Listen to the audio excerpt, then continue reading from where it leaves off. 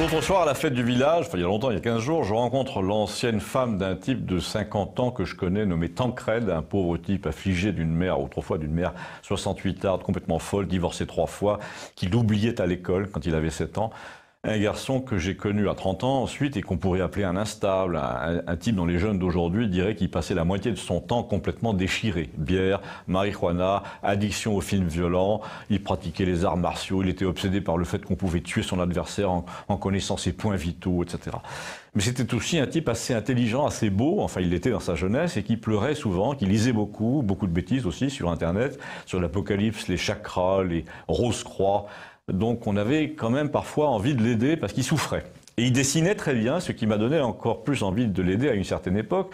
Je ne sais pas si vous avez remarqué, mais quand vous êtes sensible à quelque chose, le fait de reconnaître le même talent chez quelqu'un d'autre vous dispose très bien à son égard.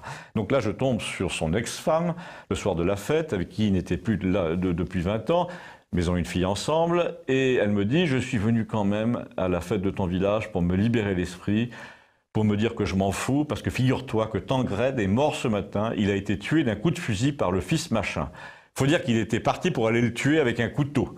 Il l'a raté, l'autre est monté chercher le fusil de son père et il l'a tué.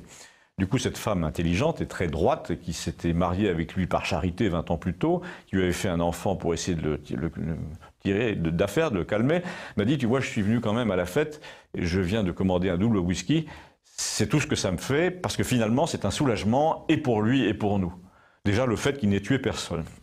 Dans les derniers temps, il menaçait quand même tout le monde. Moi, sa fille, n'importe qui dans les bars, et naturellement, Alain, son fameux ennemi de toujours, à qui il annonçait par SMS qu'il allait lui faire la peau.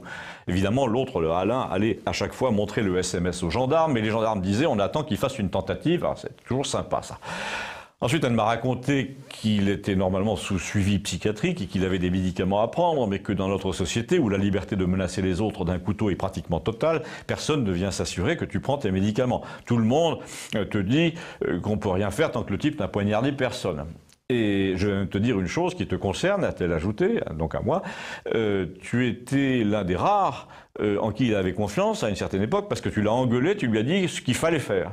Elle a réveillé ma mémoire, là, elle m'a dit « Tu te souviens quand tu lui donnais des cours de dessin, quand il voulait faire des caricatures sur les marchés pour gagner sa vie, tu t'es fâché en lui disant « Tu fais n'importe quoi, tu fais exprès d'ignorer mes leçons, je ne viens plus, ou alors tu refais ce portrait comme je te l'ai dit, en corrigeant ça et ça. » Et 2 jours après, il a fait le plus beau portrait que j'ai jamais vu.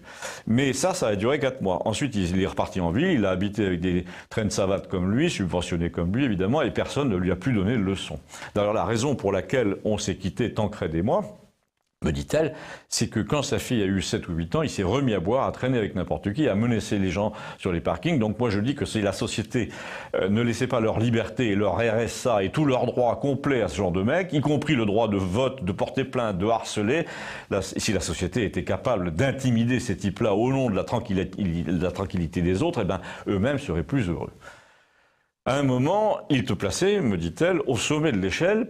Pourquoi ? Parce que tu lui avais dit « ta gueule, maintenant c'est toi qui m'écoutes ». Alors évidemment, c'était juste un dessin. À l'époque, tu lui demandais de corriger le dessin, mais il t'obéissait et après avoir corrigé 10 dessins, il t'écoutait sur tout le reste. Parce que Tancred, essentiellement, il avait besoin d'obéir. Alors qu'on est dans une société où le grand principe, c'est de n'obéir à personne, de n'imposer rien à personne.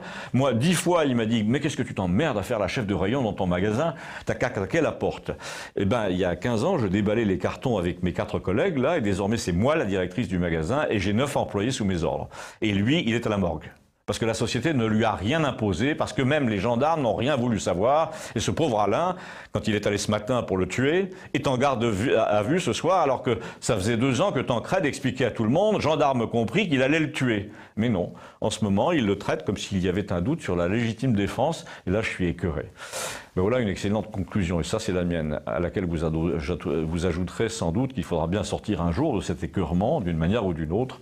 Ça s'appelle Campagnol TVL, on retrouve ça sur YouTube et on peut l'envoyer à ses amis. Merci.